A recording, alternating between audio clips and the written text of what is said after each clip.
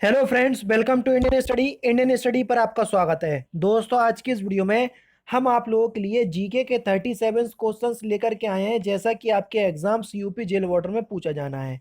और दोस्तों, आप सभी लोग जानते हैं कि पिछली कुछ वीडियो में मैं आप लोगों के लिए लाइक का टारगेट रख रहा हूं, जिसको आप लोग पूरा नहीं कर रहे हैं। आप लोगों से उम्मीद है कि दोस्तों इस बार आप लाइक का टारगेट पूरा करेंगे। तो 500 लाइक का ही टारगेट है। अगर आपको ऐसा लगे कि इस वीडियो से मैंने कुछ भी सीखा है, तो प्लीज़ दोस्तों, आप लोगों से हाथ जोड़ करके विनती है कि वीडियो को लाइक ज़रूर कीजिएगा, क्योंकि आपका एक लाइक ही हमको इतना मोटिवेशन देता है कि आगे चल के इससे अच्छे और इंटरेस्टिंग वीडियो हम आपको प्रोवाइड करवा सकें। तो प्लीज़ लाइक ज़रूर कीजिएगा। और इन सारे क्वेश्चंस की पीडीएफ आप टेलीग्राम चैनल पे जाकर के डाउनलोड कर सकते हैं, जिसका लिंक डिस्क्रिप्शन में दिया हुआ है। साथ ही साथ अब मैं आप लोगों के लिए इंस्टाग्राम पर, ध्यान रखना, इंस्टाग्राम पर डेली 10 क्विज चलाना स्टार्ट कर रहा हूं। तो अगर आप, डिस्क्रिप्शन में लिंक दिया हुआ है, तो आप मुझे इंस्टाग्राम पर भी फॉलो कर सकते हैं। पहला क्वेश्चन दोस्तों आपके सामने ये रहा कि हड़प्पा स्थलों में कांस्य नर्तकों की मूर्ति कहाँ से प्राप्त हुई, ये हमसे पूछा गया है। तो कहाँ से प्राप्त हुई कांस्य नर्तकी की मूर्ति? तो ये मोहनजोदड़ो से प्राप्त हुई, यानी कि इस क्वेश्चन का चौथा ऑप्शन बिल्कुल करेक्ट है। नर्तकी की कांस्य मूर्ति जो मोहनजोदड़ो से प्राप्त हुई, ये सिंधु घाटी सभ्यता का एक स्थल है। समझ रहे ना? नेक्स्ट क्वेश्चंस की तरफ चलते हैं। आर्य भारत में सबसे पहले कहाँ बसे? Question number 2। आर्य भारत में सबसे पहले कहाँ पर बसे? तो आर्य जो है वो भारत में सबसे पहले कहाँ बसे थे? सप्त सैंधव प्रदेश में। पहला ऑप्शन बिल्कुल करेक्ट है। नेक्स्ट क्वेश्चन, चौथी बौद्ध संगीति का आयोजन किसके शासन काल में हुआ? जल्दी बताओ।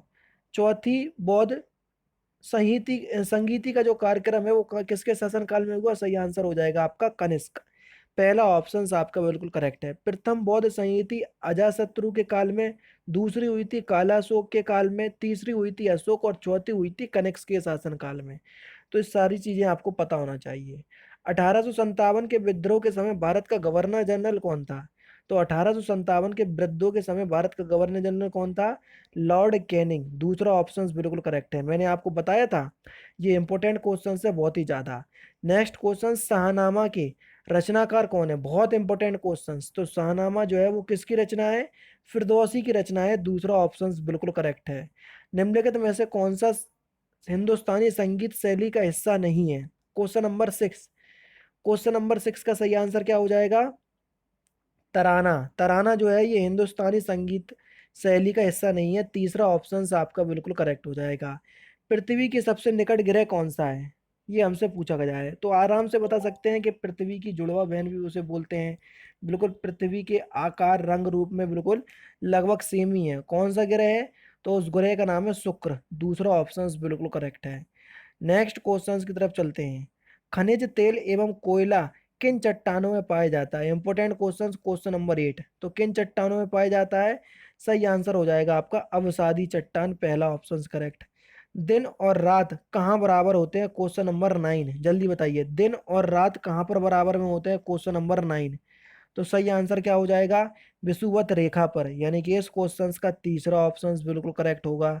नेक्स्ट क्वेश्चन, हीराकुंड बांध किस नदी पर बनाया गया? Question number 10। हीराकुंड बांध किस नदी पर बनाया गया? तो सही आंसर हो जाएगा महानदी। तीसरा ऑप्शन आपका बिल्कुल करेक्ट हो जाएगा। ये भी इंपॉर्टेंट क्वेश्चन है बहुत ही ज्यादा। संविधान सभा ने राष्ट्रगान को कब स्वीकार किया? वो मोस्ट इंपॉर्टेंट क्वेश्चन है ये। संविधान सभा ने राष्ट्रगान को कब स्वीकृत किया? तो सही आंसर हो जाएगा 24 जनवरी 1950। समझ रहे? यानी कि इस क्वेश्चन का पहला ऑप्शन करेक्ट।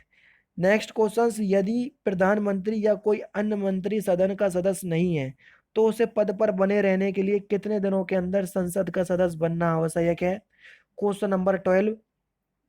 तो कितने दिनों के अंदर? 6 माह के अंदर। यानी कि इस क्वेश्चन का दूसरा ऑप्शन करेक्ट है। राज्य की कार्यपालिका का प्रमुख कौन होता है? Important questions.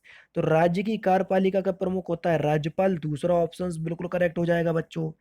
सरकारीय आयोग का संबंध किससे है? सरकारीय आयोग की बात हो रही है, तो सरकारीय आयोग का संबंध किससे है?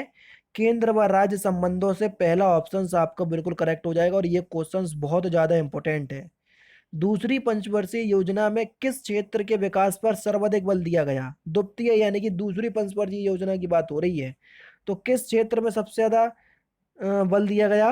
उद्योग के क्षेत्र में, यानी कि इस क्वेश्चन का तीसरा ऑप्शन करेक्ट। जीएसटी परिषद का उपाध्यक्ष कौन होता है? यहाँ पर उपाध्यक्ष की बात हो रही है। तो जीएसटी परिषद का जो उपाध्यक्ष होता है वो होता है किसी राज्य का वित्त मंत्री, यानी कि दूसरा ऑप्शन आपका बिल्कुल करेक्ट हो जाएगा। नेक्स्ट क्वेश्चन आपके सामने के नरसिम्हम समिति संबंधित है किससे? जल्दी बताओ, नरसिम्हम समिति किससे संबंधित है? Question number 17। तो सही आंसर हो जाएगा बैंकिंग सुधार से, पहला ही ऑप्शन आपका बिल्कुल करेक्ट होगा दोस्तों। नेक्स्ट क्वेश्चन, केंद्र सरकार के बजट के चालू खाते में वह किसकी सबसे बड़ी मद है? जल्दी बताइए, क्वेश्चन नंबर 18 किसकी है? तो सही आंसर हो जाएगा आपका ब्याज भुगतान, यानी कि इस क्वेश्चन का चौथा ऑप्शन करेक्ट होगा। उत्तर प्रदेश में किस वर्ष राजस्व परिषद की स्थापना की गई? क्वेश्चन नंबर 19 जल्दी बताइए, उत्तर प्रदेश में किस वर्ष राजस्व परिषद की स्थापना की गई? तो किस वर्ष की गई? ये कही गई 1831 में, यानी कि इस क्वेश्चन का चौथा ऑप्शन करेक्ट। क्वेश्चन नंबर 20 है कि अनुप्रस्थ तरंगे किस माध्यम में उत्पन्न की जा सकती हैं? हम बात कर रहे हैं अनुप्रस्थ तरंगों की। तो अनुप्रस्थ तरंगे जो है ना, ये केवल ठोस में ही उत्पन्न की जा सकती हैं, केवल ठोस में, यानी कि इस क्वेश्चन का दूसरा ऑप्शन आपका बिल्कुल करेक्ट होगा।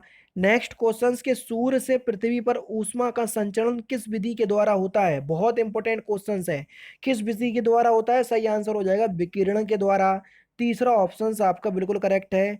निम्नलिखित में से कौन सा युग्म सुमेलित नहीं है? विटामिन ए की कमी से रेटिनॉल, विटामिन ए का रासायनिक नाम रेटिनॉल, ठीक है।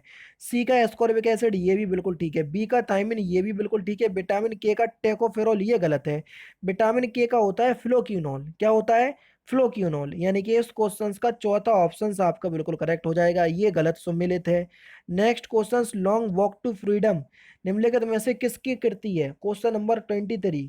तो सही आंसर क्या हो जाएगा? Nelson Mandela. बहुत इंपॉर्टेंट क्वेश्चन है, क्योंकि नेल्सन मंडेला दूसरे ऐसे विदेशी हैं जिनको भारत रत्न मिला। समझ रहा है? पहले कौन थे? खान अब्दुल गफ्फार खान। दूसरे हैं आपके नेल्सन मंडेला, और उन्होंने ही ये पुस्तक लिखी है। क्या लिखी है? लॉन्ग वॉक टू फ्रीडम, यानी कि पहला ही ऑप्शन बिल्कुल करेक्ट है। नेक्स्ट क्वेश्चन, उत्तर प्रदेश शैक्षण अनुसंधान एवं विकास परिषद की स्थापना किस वर्ष की गई थी? तो ये कब की गई थी? 1881 में, पहला ऑप्शन करेक्ट है। उत्तर प्रदेश में उर्दू प्रशिक्षण एवं अनुसंधान केंद्र कहाँ पर स्थित है? Question number 25। तो ये लखनऊ में स्थित है दोस्तों। कहाँ पर? लखनऊ में, पहला ही ऑप्शन बिल्कुल करेक्ट।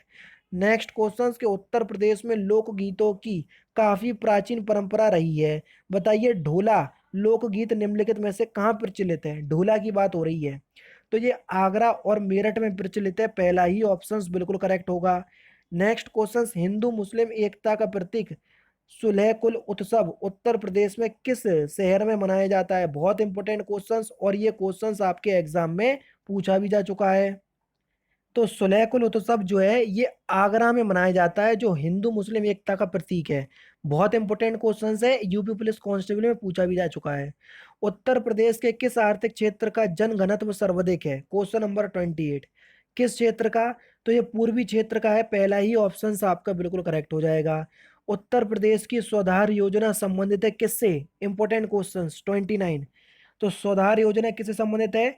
तो सही आंसर हो जाएगा आपका स्थापत्य कला की प्रतीक इमारतों को मजबूत करने से।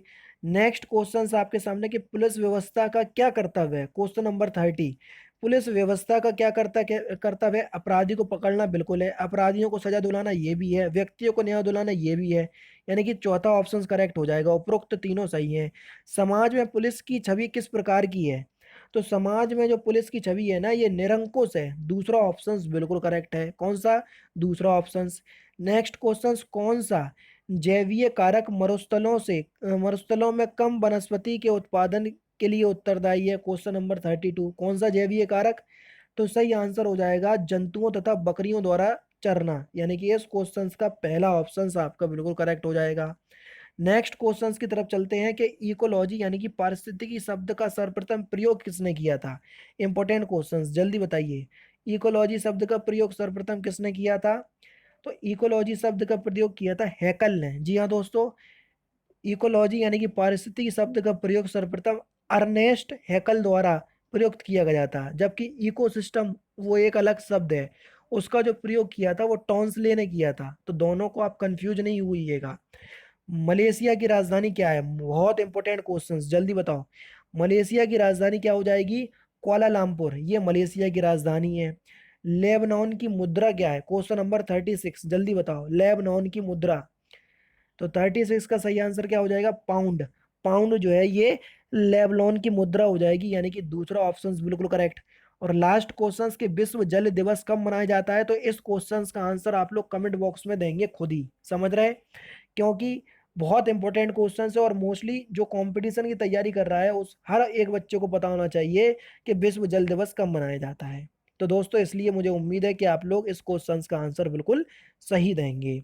तो दोस्तों फिलहाल की वीडियो में सिर्फ इतना ही। अगर आपको वीडियो पसंद आए तो प्लीज़ दोस्तों वीडियो को लाइक कीजिए, शेयर कीजिए और साथ ही साथ हमारे चैनल को सब्सक्राइब करना ना भूलें, क्योंकि मैं रोजाना इसी तरह की वीडियोस आप लोगों के लिए लाता रहता हूँ। नमस्कार दोस्तों, जय हिंद, जय भारत।